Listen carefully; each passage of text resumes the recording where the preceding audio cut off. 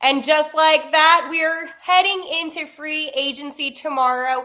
But we need to recap the draft. We need to talk about rookie development camp. And of course, who better than Mike Meyer to talk to me all about it, coming up here on Locked On Blues. Hey, this is Brayden Chen. Subscribe to Locked On Blues. You're Locked On Blues, your daily podcast on the St. Louis Blues. Part of the Locked On Podcast Network, your team every day. And welcome back to Locked On Blues on this Monday, where a lot of moves in the NHL have been happening.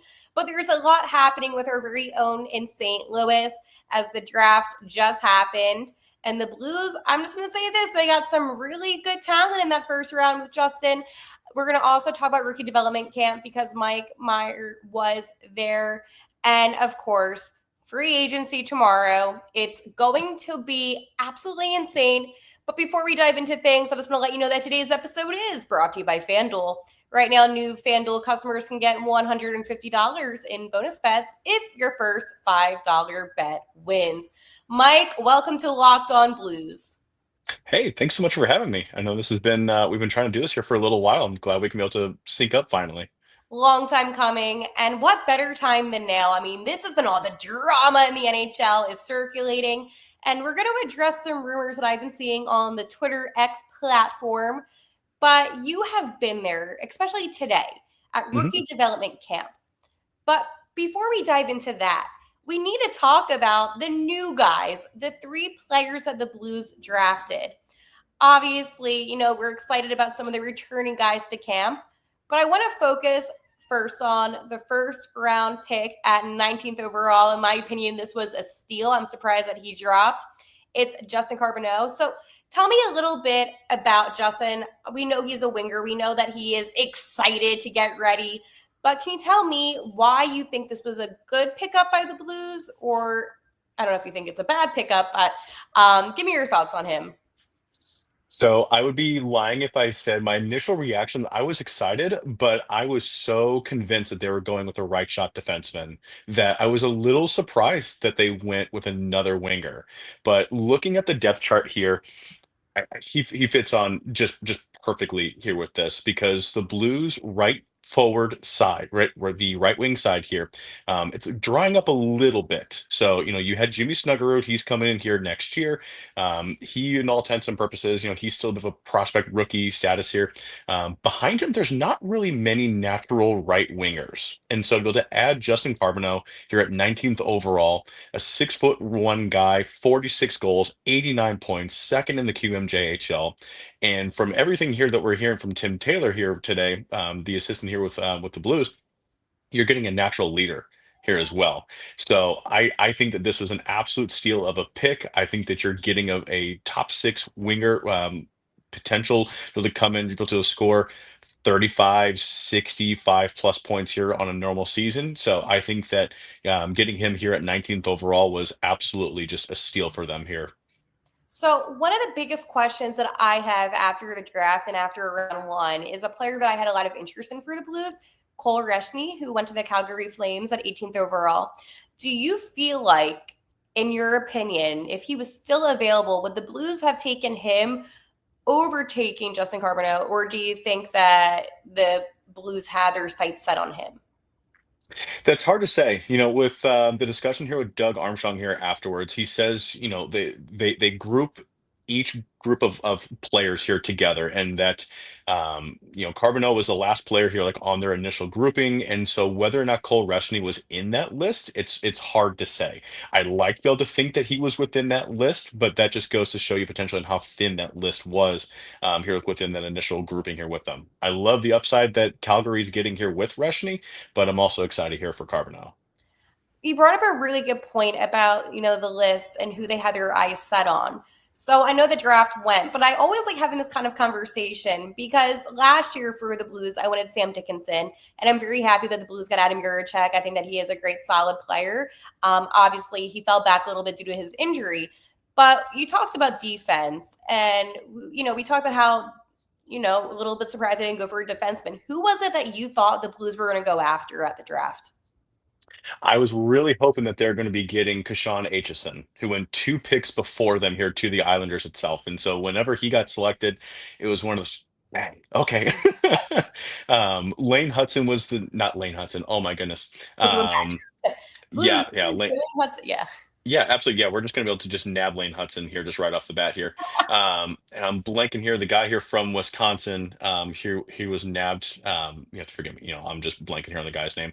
But it was a right shot defenseman here who's just looking really, really good here for the Blues. And I thought like with his upside here from Wisconsin that he was just gonna be able to come in and just be another good cog in the wheel here for the Blues right shot defenseman pipeline here for the Blues itself. So forgive me, guys. I'm blanking on the guy's name here, but again, it's just another right shot defenseman. I am looking at my chart now. I am like crazy. Was it Logan Hensler? Hence, yes, thank you. Yes. Yeah. No, See, so Lane Hudson, Logan Hensler, it's the that's LH. why. You're It's you're totally. right there. Yeah, Well, I really wanted Jackson Smith. That was like my Jackson Smith would have wild been a card. good one. Yep. Please drop. Or I thought the Blues might trade up for him. Evidently they didn't. But I was initially, I'm not going to lie to you, Mike, I was surprised that they went for a winger. And then I got a lot of backlash saying, Justin Carbonneau is good. And I know he is, but I didn't think it was Yeah. going to be, first off, possible for the Blues to get him. And my Yeah. initial reaction, it was right after the selection. And I was a little bit shocked just because, in my opinion, I'm happy they got Juracek last year. But again, we need depth on defense. Yes. But and a lot of people get into this misconception, and I would love for you to explain to everybody that development takes time, that you're usually not going to have a player that's ready to go, the upcoming season. So, yes, the defense on this current team is an issue. However, it's also an issue with the talent or a lack of talent that they have in their system. Yeah, and defensemen here particularly, they take an additional 2, 3 seasons in order to be able to develop. And it's the same thing here as goalies. It's forwards are the ones I think that people often assimilate as the trajectory and like the time frame here for a prospect to be able to make their way up here to the NHL. Defensemen take more time, and then goaltenders take even more time. And because there's only one spot available, they're just left to marinate here for a little while. So sorry if I'm going to use food analogies. I'm quite Please hungry. do. So but the fact, I mean, again, you've got several different defensemen that's within the pipeline itself who don't mind playing on their offside. So, they may be a left shot defenseman, but they're comfortable playing on that right side. So the Blues, in my opinion, still need to try and shore up that right side itself, but being able to have a multitude here of defensemen that they still have to be able to see exactly what they have in them. A Matthew Kessel here up at the NHL level, you've seen bits and pieces here of him, but you haven't been able to see a full season here from him just as of yet. You've got several guys who are down in the minors like Samuel Johannesson, and just, I mean, you can be able to just keep going on and on and on here with some of these different guys, but you need time to be able to just let them develop, grow into their man bodies, essentially. Just let them cook here for a little bit, and just be able to just keep growing. Absolutely. And I want to touch on really quickly on the other two players. The Blues drafted a Russian winger. And this, again, I thought of Bushi right away, but Yeah. it is Fedorov. I want to say that's what I believe the English pronunciation is. I cannot speak Russian. I always feel bad whenever I hear the commentators saying it in their native language. And I'm like, okay, I'm just going to do my best with the English. Not really much on him, if I'm being honest, from my research that I did. I mean, he's 5'11", 152 pounds. He had 43 points with 17 goals, 26 assists, and 45 games in the MHL. But nothing really that stood out to me. Do you think that this is going to be a player that's going to pan out? I mean, he was drafted 147th overall in the 5th round. Yeah, they took a big swing here on him. He's definitely got some good upside in the fact that he's 18 years old. He's already seen some games here at the top Russian level, the KHL. And so just for fans to be aware of, so think like the CHL, the NCAA as like your junior level. That's equivalent here to the MHL. Then there's the VHL, which is their equivalent of the AHL. So he has made this season alone, he's made most of his games here at the MHL, the junior leagues, made a couple of appearances here at the VHL, and then a few more appearances here at the KHL level. So the fact that they were trusting him a little bit more and more here to be able to go all the way up to the KHL, I think speaks volumes for a kid who's 18 and just barely over 152 or over 150 pounds. So I definitely think that there's some intriguing upside here with them, and especially if he can grow into a bit of a depth score or a power play option here over time, I think it's worth taking the swing here in the fifth round. Absolutely. And then finally, the Blues also drafted a Swedish goalie. I want to say that's how you pronounce his first name. It's not like love, even though it's spelled like that. And then Herenstam. So tell me a little bit about him. Do you feel like he's going to pan out, or do you feel like the guys that they already have, like a Colton Ellis, are kind of be the future? I don't see, and it's no offense to him. I just have a very difficult time seeing a guy that was drafted in the 6th round one day being a starting goalie or a backup goalie.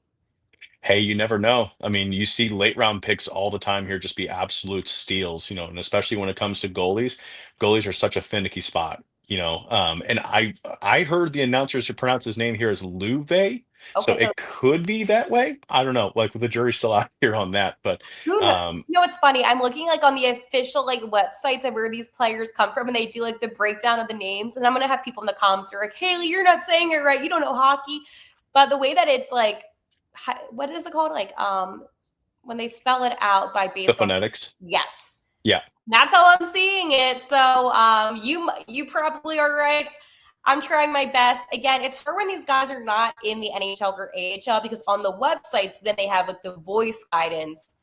And then if you watch his tapes, I couldn't understand it because they're saying it in Swedish. Yeah.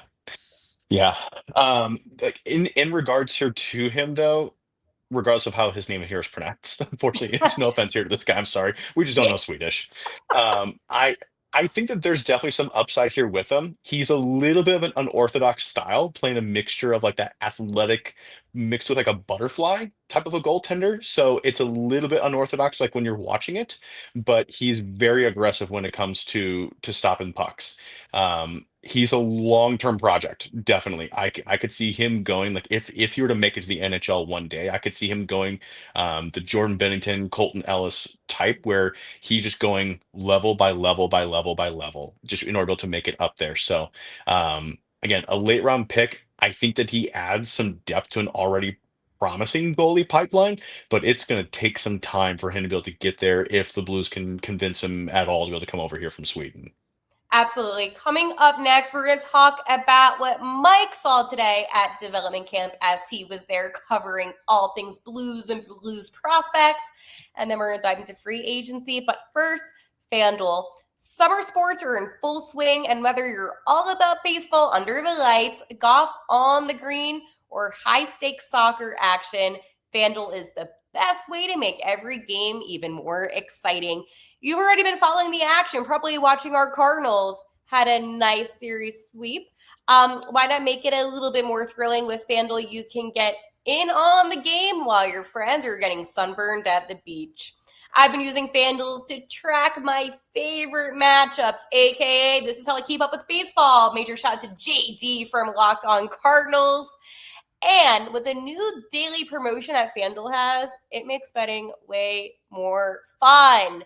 So this is what you need to do. New to FanDuel, new customers can bet just $5 and get $150 in bonus bets if your first bet wins. Open the FanDuel app today or visit FanDuel.com to get started. All right. Pumped up about the Cardinals. I'm pumped up about the Blues. And mostly I am pumped up to know what you saw today at rookie development camp. Give me a rundown, Mike. So I enjoyed being able to spend, and first of all, I took the week here off of work, and so I was able to take the entire family out there. So for anybody who saw my three kids running all over the place, I apologize for them here first and foremost. I spent a good amount of time actually watching the defensemen. There's multiple guys that are there that really still intrigue me. With Theo Lindstein coming over and officially going to be playing here in North America this year, I want to be able to keep my eyes here on him. For frame of reference, he looks good. Edge work here looks really solid. Looks strong here on the 3v3 here today. But I also really want to be able to pay attention to Adam Jiricek. He suffered several different injuries here last season and just could not seem to stay healthy. And that was one thing here that Tim Taylor had mentioned was that, well, he's healthy. And that's always a trend here in the right direction. Same thing for him. Edward here looked good. Shot looks good. I think that he just needs to continue to be able to just work here on his strength. But he looked good. 3v3, you saw a very hungry Jure Pekarczyk.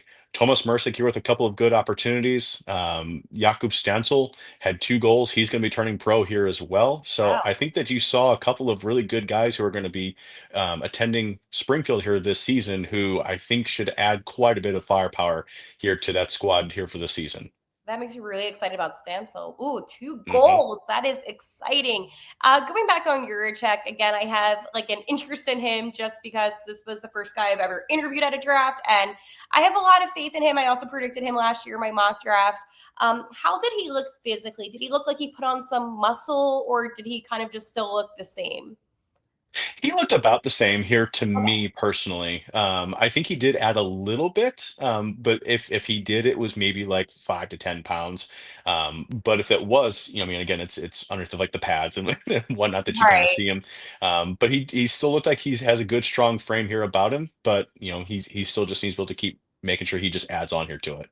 So this might sound a little bit negative, and we're going to dive into with some of the stuff that Tim Taylor said. But just observing some of the players today, was there anybody that just kind of disappointed you? I don't want to say disappointed as like let you down, obviously, but maybe didn't skate the way that you would have expected them to. Oh, you're going to be putting me on the spot here for that. Let me take a look here at my notes. Um, Really, there wasn't a lot of guys who it's hard to say because it's one day Right. here of development camp, like where they're running just mostly drills at that point. Um, Fisher looked good on the offensive side here of things. He had a couple of really good looks and opportunities. I think he just needs to be able to work a little more here, like on his strength.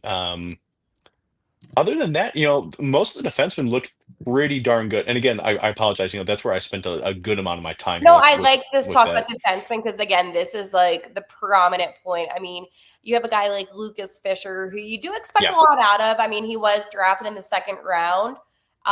So again, when you're drafted in the second round, I believe he was 56 overall. You do have a lot of expectations for those players. yeah, yeah. I really, really have a good idea as far as like what he can be able to become. It's And just he whether or played not with that the he can. Thunderbirds, right? I don't mean to interrupt you. He played a couple games with them, if I recall. Yes, yeah. He got in at the very end of the season. I want to say he played maybe 5 games here Okay. with them. Like it wasn't too terribly many. I didn't mean to interrupt Um, you. I just like for no, whatever reason, I'm like, wait, I think he did have an opportunity. Yeah, he and Stancil both had a chance to be able to end up getting in there. Fisher, I mean, again, he just got to be able to just add here to some of his defensive play, just add to some of his strength. And it's no offense here against him, but he's also one of the youngest guys that's out there Yeah. here right now. Which is also saying something because he was the team captain for his squad last year here as well. So to be able to see what he came out to bring, I think is very much so an improvement and an acknowledgement to hear to him here more than anything. But as long as he can kind of keep just trending here in the right direction, again, adding some strength, just being more aware of how to be able to use his body here the right way here defensively, I think you could be able to have a really good, strong two-way player here in him. Hmm. Now, kind of focusing on development camp still, before I'm going to ask you about Tim Taylor, but how many people were there today, Mike? Was it packed with Blues fans or was it just kind of, hey, we're still going to work. We can't come in during the middle of the day. What was the crowd like? Crowd was energetic. It was a little bit less than last year here from what last year was quite a bit of people here actually. I want to say there was maybe 100, people that were there, just kind of all spread throughout. I think last year was somewhere between that 150 to 200. But there was definitely a lot of kids running around, being able to enjoy all the autographs and just what these prospects are going to be able to bring in. But yeah, I think that there was a good amount of energy that was coming here from the fans, especially when Stancil scored twice. You heard, "Ooh!" Oh, really? Oh, Oh that's yeah. cool. So going back to what Tim Taylor said today, anything that stood out to you besides Stancil going pro, but was there anything else that he said that, you think was important? Because that to me was my takeaway. Two big things here. I mean, he was acknowledging Linston here was going pro. The fact that Pekarchik here is going pro, just really, really liking his mentality, his hunger and appetite here, just to really just be the best that he can be able to be. Um, he did acknowledge the fact that, training camp here is going to be a little bit smaller as it seems like it's going across the NHL that Yeah. fans are wanting about to see, but the fact that the teams are wanting to see more of like a skill mindset because all these players have their own individual training regimens, coaches, development coach, that they've got all these different things here that they do.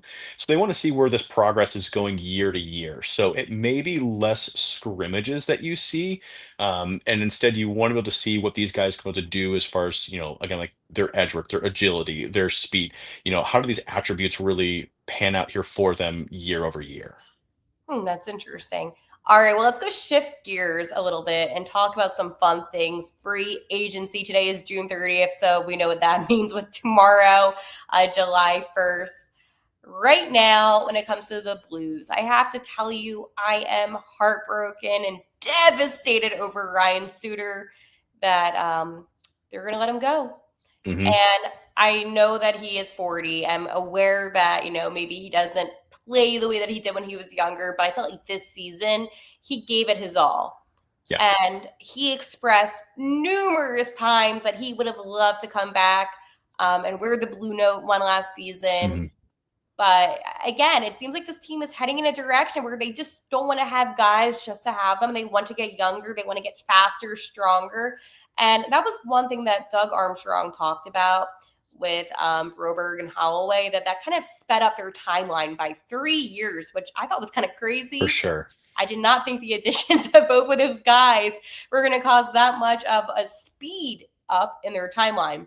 So what do you expect to happen tomorrow for the Blues? Do you think anything significant happens, or do you feel like this is going to kind of be these group of guys heading in to next season? Man, and that's so tough to say It is. because I'm putting in you on the all spot. reality, like, yeah, but there's not really a lot of spots that are up for grabs. Yeah. They're just not. And so that's one of the hardest things built to say. They're definitely going to be in on Granlund. There's several teams who are in on him. I'm hearing that Dallas is still in the mix, but also Carolina, St. Louis. You've got a couple different teams who are in on him. Pius Suter, I think, is another interesting person that they could be able to look to be able to add. But it doesn't seem like that the Blues may want to get into a bidding war for a guy that they may just try to be able to trade. Do these guys want no move clauses? Do they want no trade clauses? Do they want, the sky as far as terms or AAV? It's hard Right. to tell because you're going to have younger guys who are going to be coming up, like a Dalibor Dvorsky, likely in another half season to a full season from now. I'm very excited. So yes. Yeah. So where do you go to from that? You know, I would think and hope that they could be able to land Mikael Granlund. He makes the most sense as far as term goes, if it's like 2 to 3 years, Yep. and then maybe move him in his third season. Don't know. But I think that they're going to be a little bit quiet. We're seeing a lot of these players getting locked up right now. Like as we're recording, I'm seeing my notifications come through. Yeah, they're coming. Mitch Yeah. Marner, by the way, officially a VGK. Who is surprised by that one? I just had to say that because I said all along that he was going to be ridiculously overpaid, 12 million AAV.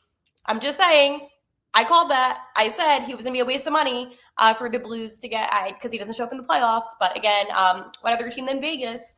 But going back to the Blues in this offseason, I talked on this episode, and I brought this up a couple of times, that for me personally, I don't see Justin Folk and Nick Leddy both returning to the Blues next season. Mhm. I really struggle with this one because I grew to like them as, people, right? Yeah. But at the end of the day, they can't do what they did. I mean, the turnovers, the lack of protection, like Mhm. there was just so many issues that led to the Blues giving up 17 last minute goals. And you can't blame Binnington, you can't blame Hofer because at the end of the day, you didn't have a solid defensive core. And that's why, again, maybe I'm a little bit more sympathetic towards Ryan Suter, because I feel like he actually did step up big time, especially when he was playing in the first pair. Like, that was kind of crazy. I was not expecting that. Yeah. But going back to what my initial statement about Justin Folk and Nick Leddy, do you see one of them returning, neither of them returning, or do you see both of them returning? I would be shocked if both of them return.